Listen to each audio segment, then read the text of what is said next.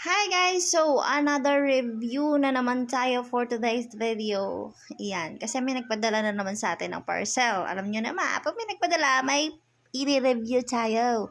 So, ayan, kung mapapansin nyo, super happy ng ating kuting kasi yung product na pinadala sa atin ng seller is perfect po sa atin talaga kasi tayo ay content creator. Kailangan natin ito para sa ating mga videos and photoshoots at saka syempre, di ba, online seller tayo. So, perfect na perfect to para pag nagla-live selling ako.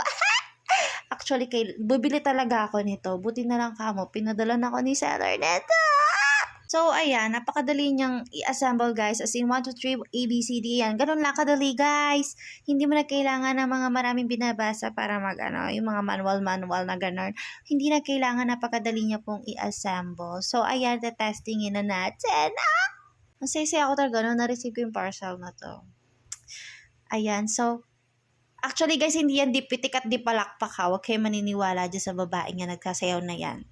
Meron yung taga-pindot sa likod. Fully supported ng aking Junanax. So, ayan guys.